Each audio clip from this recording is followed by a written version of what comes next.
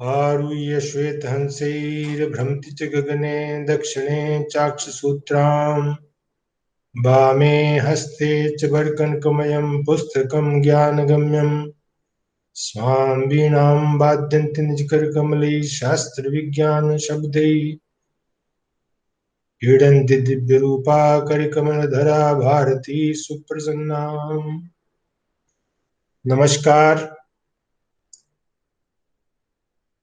परमादरणीय कुलाधिपति डॉक्टर श्री प्रणव पंड्या जी, आदरणीय कुलपति डॉक्टर शरद पारधी जी, प्रतिकुलपति चिन्मय पंड्या जी, अकादमिक संकाय अध्यक्ष डॉक्टर ईश्वर भारद्वाज जी, कुल सचिव श्री बलदाऊ देवांगन जी, विभाग अध्यक्ष एवं संकाय अध्यक्ष डॉक्टर सुरेश लाल वर्णवाल जी, डॉक्टर कमल किशोर यादव जी, यहाँ उपस्थित सभी अन्य अधिकारी पदाधिकारीगण तथा विद्यार्थी बंधुओं, डॉक्टर भारद्वाज जी ने एक पत्र देकर के मुझे इस व्याख्यान के लिए आमंत्रित किया है। सुरेश वर्णवाल जी का मुझे पर्सनल फोन आया था, व्यक्तिगत फोन आया था कि आप कुछ ज्यादा नहीं तो थोड़े समय के लिए पर्टिकुलरली क्रिया योग के ऊपर, पतंजलि के क्रिया योग के ऊपर थोड़ा सा अपना विचार जो है वो हमें बताइए। तो तदनुसार आज का मेरा विषय है इस क्रिया योग के बारे में चर्चा करना। तो सबसे पहले मैं यूं कहूंगा, मैं इधर उधर की बातें न करता हुआ सीधे विषय पे आता हूं, क्योंकि 30 मिनट्स बहुत कम है। आप सब लोग जानते हैं कि प्रत्येक व्यक्ति में जानने की शक्ति, भावनात्मक शक्ति अर्थात इच्छा शक्ति तथा क्रिया करने की शक्ति पाई जाती है।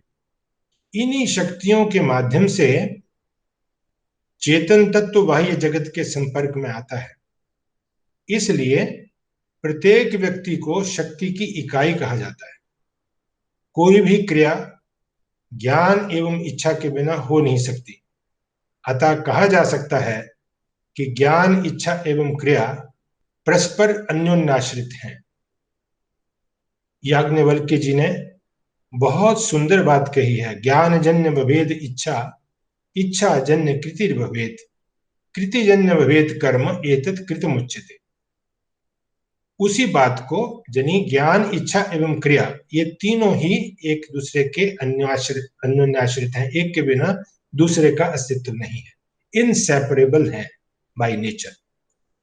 पाश्चात्य दार्शनिकों ने एवं शिक्षा मनोवैज्ञानिकों ने भी व्यक्ति की शक्तियों को उनके व्यवहार के आधार पर 3 भागों में विभाजित किया है, जिसे कॉग्निटिव बिहेवियर अर्थात जिसका संबंध व्यक्ति के ज्ञानात्मक क्षेत्र से है, अफेक्टिव बिहेवियर जिसका संबंध उसके भावनात्मक क्षेत्र से है, और साइकोमोटर बिहेवियर जिसका संबंध व्यक्ति के मनोशरीरात्मक क्षेत्र से अर्थात क्रिया क्षेत्र से है। इन तीनों क्षेत्रों का अपना महत्व होते हुए भी ये एक दूसरे से जुड़े हुए रहते हैं। इनके समन्वयात्मक विकास से ही व्यक्ति के व्यक्तित्व निर्माण की चर्चा उन विचारकों ने की है। इस प्रकार भारतीय एवं पाश्चात्य चिंतकों ने व्यक्ति के सर्वांगीण विकास के लिए इन उपर्युक्त 3 आयामों के समन्वयात्मक विकास को अपना आधार बनाया है।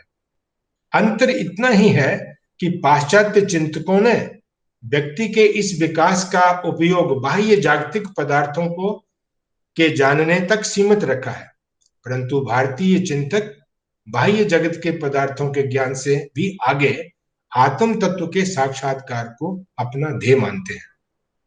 पातंजलि योग सूत्र व्यक्ति के इन उपर्युक्त तीनों आयामों की इकाई को पातंजलि योग सूत्र जो है उसे चित्त पद से अभिहित किया गया है।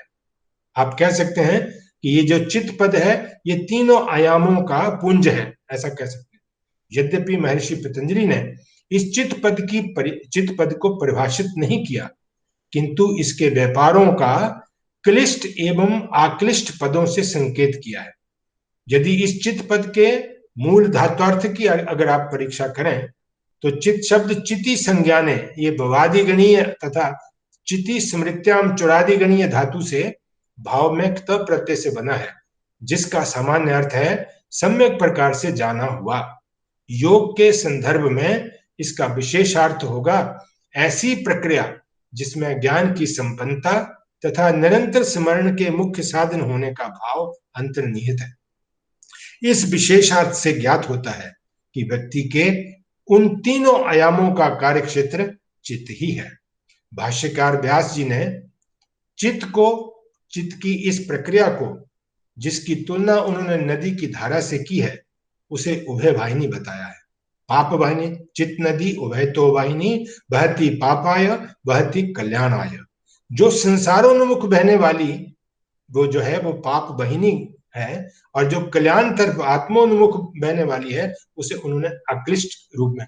व्यास के इस कथन से तथा पतंजलि के क्लिष्ट और अक्लिष्ट व्यापार वाले कथन से ऐसा प्रतीत होता है कि एक ही शक्ति, जिसके सदुपयोग से व्यक्ति आत्म स्वरूपोन्मुख एवं दुरुपयोग से संसारोन्मुख प्रवाहित होने की चेष्टा कर सकता है, परंतु मनुष्य का चित्त जो पूर्व अनुभवों के संस्कार वासनाओं का जो पुंज कहा जाता है, क्योंकि जितना भी हमारा ये कारण शरीर भी इसमें है, तो अनादि काल से चले आ रहे स्वभाव से ये नदी जो है वो संसारोन्मुख बहती है, इसे विषय वासनाओं के जाल में, इसलिए व्यक्ति जो है वो फंसा रहता है। जिन विषयों से उसे सुख मिलता है उन विषयों के प्रति उसका राग जागृत होता है, तथा सुख प्रदान करने वाले विषयों में बाधा उत्पन्न करने वाला विषय या व्यक्ति जो है उसके प्रति द्वेष उत्पन्न होता है। ये राग एवं द्वेषादि क्लेश ही उसकी समस्त चेष्टाओं का कारण बनते हैं। यही चेष्टाएं उसके कर्म की प्रवृत्ति का कारण बनती हैं। इस प्रकार व्यक्ति का संसारोन्मुख प्रवाह उसके जन्म आयु और भोग का कारण बनता है।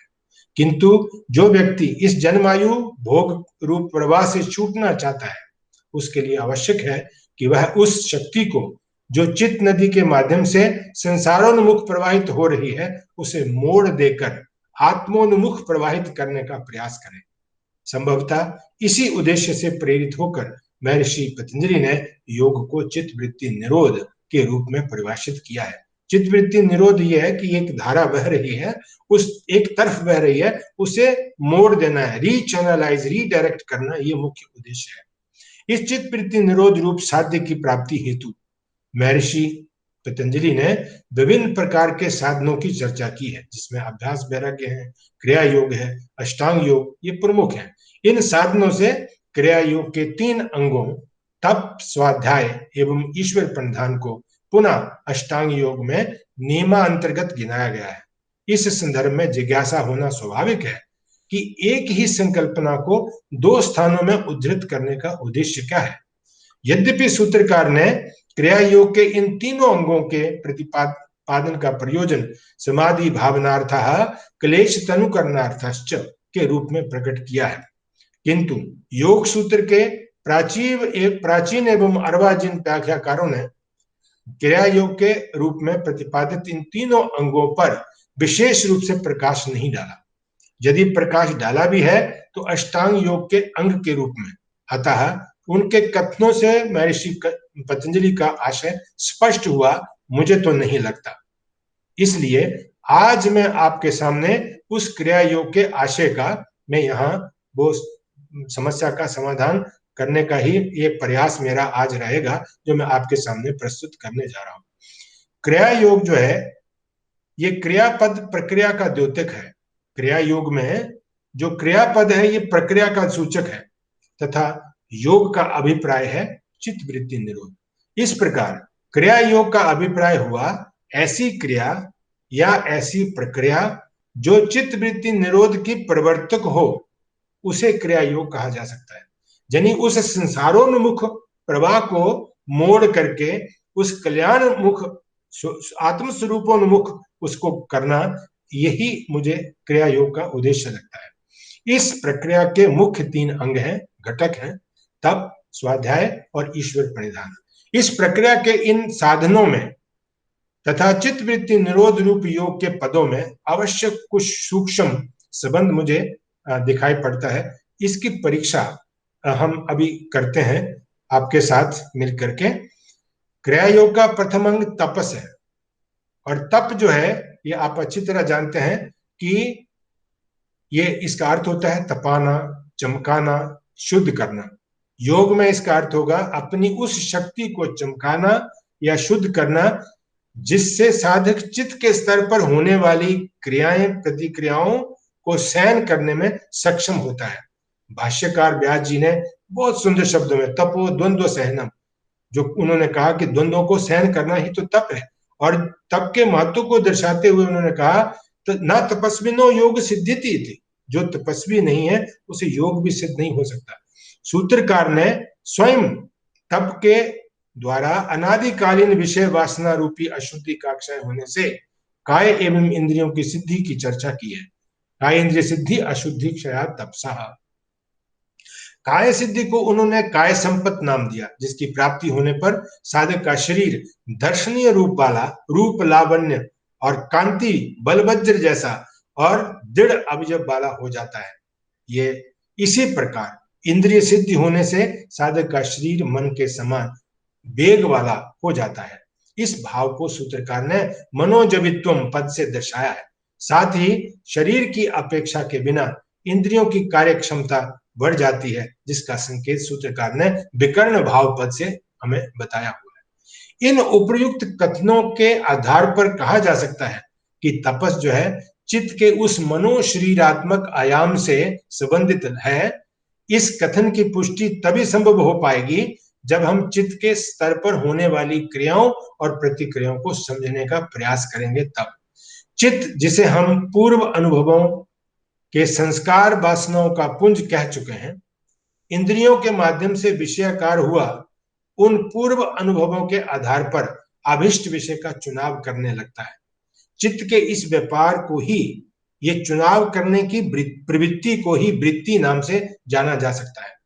चित्ती शक्ति अर्थात पुरुष चित्त के उस व्यापार को अपने में आरोपित कर अपने आप को सुखी दुखी मानने लगता है। आपको दूसरे पाद के 20वें श्लोक में अगर जाएंगे तो आपको ये स्पष्ट हो जाएगा। यहाँ पतंजलि, महर्षि पतंजलि ने स्पष्ट शब्दों में कहा है, दृष्टा दृश्य मात्रा शुद्धोपि प्रत्यानुपश्य। दृष्टा है तो दृश्य मात्र, देखने की क्षमता मात्र है, परंतु शुद्ध होने पर भी प्रत्यानुपश्य, जो कुछ भी चित्त में चल रहा है उस सारे के सारे कार्य व्यापार को अपना कार्य व्यापार समझ लेता है। और ये समझना ही उसका, ये आरोपित अपने में कर लेना ही, यही वो उसका कह सकते हैं सुखी दुखी मानने लगता है।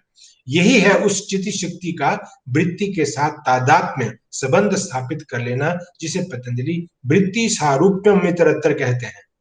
व्यक्ति अपनी समस्त क्रियाओं के लिए स्वतंत्र है, जैसी क्रिया वो करेगा वैसी ही प्रतिक्रिया होगी। अतः यह व्यक्ति वृत्ति के साथ एकाकार हुआ, संसारिक विषयों की ओर आकृष्ट हुआ अपनी उस शक्ति का को नष्ट करता है।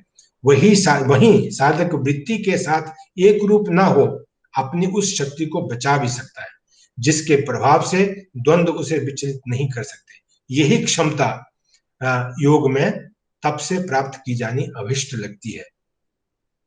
इसी बात को अगर आज के संदर्भ में अगर जोड़ने का प्रयास करें तो ये मास्क लगाना, दूरी बना के रखना, घरों में बंद रहना, ये तप है। उसे अगर हम तप के रूप में अगर लेंगे तो ये मुझे लगता है कि इसको हम लोग उसके साथ मिला सकते हैं, और ये आज की प्रासंगिकता जो चल रहा है उसे भी उसमें भी लागू किया जा सकता है।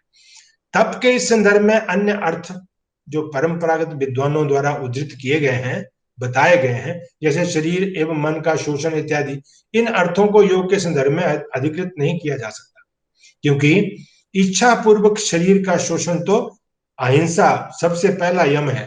तो यो तो उन विभिन्न समस्याओं का उद्भावक हो सकता है, जैसे कि अंतरायों के संदर्भ में वर्णित है। आप सब जगह जानते हैं कि संभवतः इसी तथ्य को ध्यान में रखते हुए वाचस्पति मिश्र जो जिन्होंने व्यास भाष्य के ऊपर कमेंट्री लिखी है, वो एक टीका लिखी है, तप उतना ही करना चाहिए। उन्होंने कहा है कि तप उतना ही करना चाहिए जिससे कि धातु वैषम्य ना हो। विज्ञान भिक्षु भी इस मत के समर्थक हैं। उनका कथन है कि तप उतना ही करें जो चित्त प्रसादन को बनाए रखे। चित्त प्रसादन भंग नहीं होना चाहिए। यदि आपकी प्रसन्नता भंग होती है तो एकाग्रता कभी आ ही नहीं सकती, और अगर एकाग्रता नहीं है तो फिर आत्मदर्शन योग्यता कहां से आएगी, और आप विचार पूर्वक विचारशील कैसे हो सकता है व्यक्ति। तो यही चित्त की विशेष स्थिति जिसे एकाग्र कहा जाता है। इसी में साधक अपनी क्षमता को पहचान सकता है। यही क्षमता चित्त शुद्धि आदि नामों से जानी जाती है। जिस प्रकार सुनार सोने में मिली धूलि को आग में तपाकर शुद्ध करता है, उसी प्रकार साधक तप के द्वारा ये परंपरा से अनादि काल से चले आ रहे इन क्लेश वासनाओं से मलिन चित्त को पूर्ण परिशुद्ध कर लेता है। इस प्रकार चित्त के स्तर पर होने वाले तप के सूक्ष्म प्रभाव को अभी हमने समझा, किंतु इस सूक्ष्म स्तर तक पहुंचने के लिए तप की स्थूल प्रक्रिया, जिसे शास्त्रों में कायिक वाचिक मानसिक तप कहा है, जो सर्वविदित है, को भी नकारा नहीं जा सकता। अग्नि पुराण में एवं मनुस्मृति में प्राणायाम को ही परम तप के रूप में उद्धृत किया गया है। इस प्राणायाम की प्रक्रिया में साधक प्राण शक्ति का सहारा लेकर के चित्त के स्तर पर होने वाले जितने भी जो वो होने वाले वो प्रतिक्रिया जो होती है, प्राण शक्ति का सहारा लेकर वो चित्त के स्तर तक पहुंच जाता है, क्योंकि चित्त एवं प्राण का पारस्परिक संबंध जो है अटूट है, अव्यविच्छेद्य जिसको कह सकते हैं आप। चित्त के निरोध से प्राण स्पंद रुक जाता है तथा प्राण स्पंद की शिथिलता से चित्त एकाग्र हो जाता है। बड़ा सुंदर बात कही है गोरक्षनाथ जी ने भी, स्वात्मा राम जी ने भी, चले बाते चलम चित्तम निश्चले निश्चलम भवेत, वहां पर भी ये बात कही गई है। इन सब बातों से ये स्पष्ट होता है कि तब साधक के मनो शरीरात्मक क्षेत्र से संबंधित है, जिसे चित्त का क्रियात्मक आयाम कहा जा सकता है। तो ये हुआ चित्त के साथ आपका तप के साथ रिलेशन हमने स्थापित करने की कोशिश की। अभी दूसरा अंग है क्रिया योग का स्वाध्याय। स्वाध्याय है, देखिए, जो वृत्ति पद से जुड़ा हुआ लगता है मुझे, ये आपके लिए नया बात हो सकती है, तो मैंने कोशिश किया है इसे कि ये जो स्वाध्याय ये वृत्ति पद से जुड़ा हुआ कैसे। सर्वप्रथम स्वाध्याय को समझें। स्वाध्याय शब्द दो पदों से बना है, स्व और अध्याय। अध्याय का अभिप्राय है अध्ययन करना, जिसमें अध्ययन मनन चिंतन का भाव अंतर्निहित है, और स्व का भाव है अपने आप का। इस प्रकार स्वाध्याय का अभिप्राय हुआ अपने आप का अध्ययन मनन चिंतन करना। ये सबसे मुख्य बात है। अब प्रश्न उठता है कि साधक अपने आप का अध्ययन मनन आदि करे कैसे। तो महर्षि व्यास एवं अन्य व्याख्याकारों ने प्रणव गायत्री आदि पवित्र मंत्रों के जाप और मोक्षप्रद शास्त्रों के अध्ययन को स्वाध्याय कहा है। इन कथनों से ज्ञात होता है कि स्वाध्याय का सूक्ष्म अर्थ तत्व चिंतन का सामर्थ्य प्राप्त करना ही है। मात्र पुस्तकीय ज्ञान या दूसरों के अनुभव से प्राप्त ज्ञान, जिसे योग में सामान्य ज्ञान ही कहा जा सकता है, अगर ये ऐसी बात न होती तो महर्षि पतंजलि श्रुतानुमान प्रज्ञाभ्याम अन्य विषय विशेषार्थत्वात्, ये जो सुना हुआ ज्ञान है या इन्फ्रेंशियल नॉलेज है, जिसको हम अनुमान से जाना हुआ ज्ञान है, वो एक लेवल तक है, उसको भी ड्रॉप हो जाता है जब वो ऋतंभरा नाम की प्रज्ञा जागृत होती है। तो ये इस ज्ञान, ये थोथा ही ज्ञान रह जाता है, ये छूट जाता है, छूट जाना चाहिए उस ज्ञान को, नहीं तो ये ज्ञान ही बाधा बन जाती है। ये भी दूसरा शिव संहिता में ये बहुत सुंदर बात कही गई है। इससे ये है, तो ये जो है साधक के अभ्यास में ये सहायक तो होता है, किंतु पूर्णतः उपयोगी नहीं माना जा सकता। इस कथन की पुष्टि व्यास के योग एवं उपाध्याय से की जा सकती है। महर्षि व्यास ने अपनी कमेंट्री में ये कहा है, अपनी महाभाष्य में, योगेन योगो ज्ञातव्य योग एवं उपाध्याय। ये साध्य भी है, साधन भी है, और साधन से उस साध्य को योग वो टोटल इंटीग्रेशन वाली जो बात है उसको प्राप्त किया जा सकता है।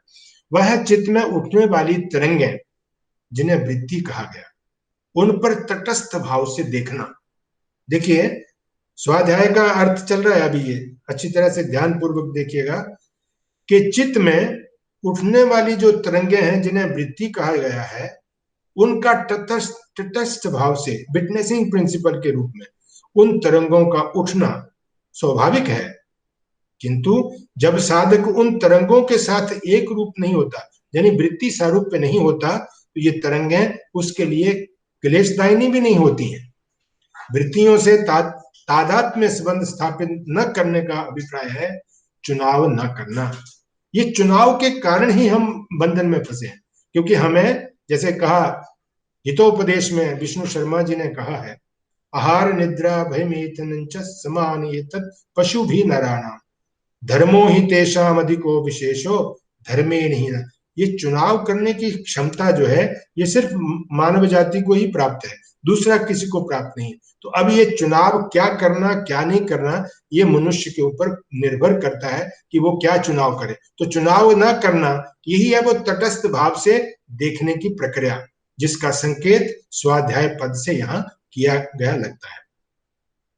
इससे यह लगता है कि स्वाध्याय चित्त के उस ज्ञानात्मक क्षेत्र से संबंधित है जिसे वृत्ति कहा गया। इस भाव का इस वृत्ति पद के धातुअर्थ से भी स्पष्ट किया जा सकता है। वृत्त धातु से कितने प्रत्यय लगाने पर वृत्ति शब्द निष्पन्न होता है, जिसका अभिप्राय है चुनना, पसंद करना। साधक यहाँ चुनाव करने में स्वतंत्र है, वहीं चुनाव न करने में भी स्वतंत्र है।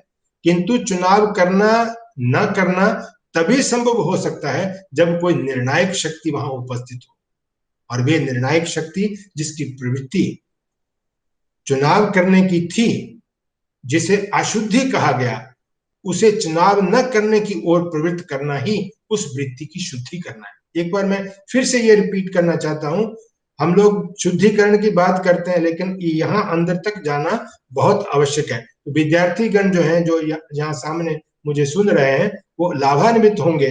देखिए मैं फिर से बोलता हूँ, वृत्ति की शुद्धि है क्या, इसे आप जानने की कोशिश कीजिए। मैंने कहा कि चुनाव करना या चुनाव नहीं करना ये स्वतंत्रता है, दोनों ये तभी संभव हो सकता है जब कोई निर्णायक शक्ति वहां उपस्थित हो। निर्णायक शक्ति कौन है? क्या कहते हो, निश्चयात्मका अंतःकरण स्थिति बुद्धि, ऐसा कहा।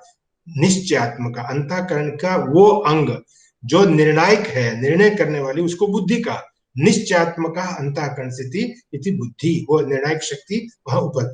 ये निर्णायक शक्ति जिसकी प्रवृत्ति चुनाव करने की थी पहले, जिसे हम अशुद्धि कहते हैं, उसे चुनाव न करने की ओर प्रवृत्त करना उस वृत्ति को की शुद्धि करना है, ये जानना। अतः जैसे ही साधक उस वृत्ति को तटस्थ भाव से आप रैशनलाइज करते हैं, तटस्थ भाव से, साक्षी भाव से जब आप देखते हैं, तभी वह ज्ञान जान पड़ता है कि चित्त में ये वृत्तियां उठती कैसे हैं, इनके उठने का कारण क्या है, तथा ये जाति कहाँ है, उठती हैं फिर जाति कहाँ है। जिस प्रकार के मनन चिंतन से, इस प्रकार के मनन चिंतन से चित्त के उस ज्ञानात्मक क्षेत्र को, जिसका प्रवाह वृत्तियों से तादात्म्य बना लेने का था, वह प्रवाह समाप्त हो सकता है, समाप्त हो जाता है। स्वयं सूत्रकार ने स्वाध्याय के महत्व को दर्शाते हुए ये कहा कि साधक अपने अभिष्ट को प्राप्त करने में समर्थ हो सकता है। यही है वह उपयुक्त तत्व चिंतन का सामर्थ्य प्राप्त करना। इस विवेचन से स्पष्ट होता है कि स्वाध्याय का संबंध चित्त के उस ज्ञानात्मक क्षेत्र से संबंधित है जिसे वृत्ति कहा गया। अब क्रिया योग का तीसरा अंग है ईश्वर प्रणिधान, जिसे सूक्ष्म दृष्टि से देखें तो ये निरोध पद से जुड़ा हुआ लगता है मुझे। निरोध पद ऐसी स्थिति है या वो अवस्था का द्योतक है जिसमें वृत्ति का टोटल अभाव है, एकदम नितांत अभाव है। यही भाव ईश्वर पद की परिभाषा में सूत्रकार ने स्पष्ट कर दिया, जिसके अनुसार ईश्वर में क्लेश कर्म, आपने देखा होगा पहले पाद के 24वें सूत्र में, क्लेश कर्म विपाकाशैर अपरामृष्टाः पुरुष विशेष ईश्वरः। तो क्लेश कर्माशयों का नितांत अभाव रहता है। वह स्थिति चित्त वृत्तियों के निरुद्ध हो जाने पर ही संभव हो सकती है। जो प्रणिधान पद से वाच्य है, प्रणिधान पद में प्र जो है ना वो उपसर्ग है, अच्छी तरह जानिएगा। और वो प्रकर्ष अर्थ में जब भी ये पराप समानुअब निस निर्दुष दुर्बियांग नियद्यपि, ये सारे के सारे उपसर्ग हैं। ये प्रादया जिसको बोलते हैं हम ग्रामर में, यही वो उपसर्ग हैं। तो प्र उपसर्ग जो है वो प्रकर्ष अर्थ में, और निधान का मतलब है स्थान या स्थिति। अतः ईश्वर प्रणिधान का तात्पर्य हुआ कि मन की ऐसी स्थिति जिसमें मात्र ईश्वरीय भाव, मात्र ईश्वरीय गॉडली कॉन्शियसनेस जिसको कहते हैं हम लोग, जिसकी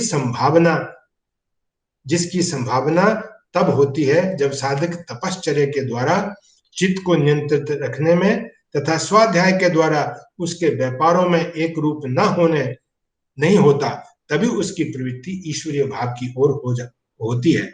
इसलिए क्रिया योग में इस अंग को तृतीय अंग के रूप में रखा गया होगा। सूत्रकार ने ईश्वर प्रणिधान से समाधि सिद्धि की चर्चा की है।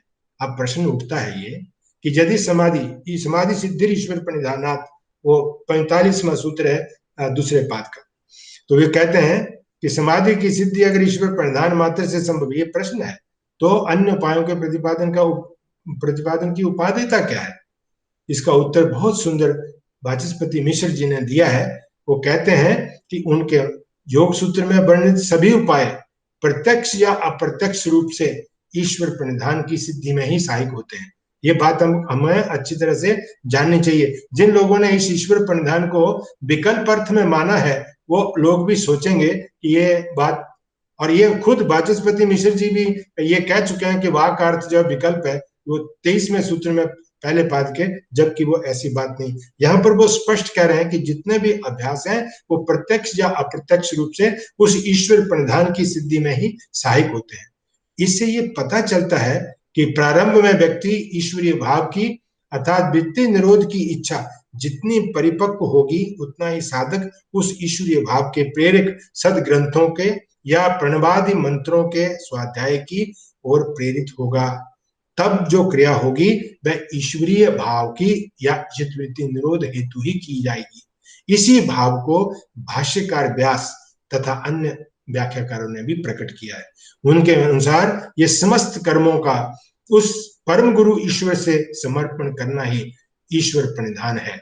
इस प्रकार हम देखते हैं कि क्रिया योग के इन तीनों अंगों के समन्वित अभ्यास से ही साधक योग के चरम लक्ष्य को प्राप्त करने की क्षमता प्राप्त कर लेता है।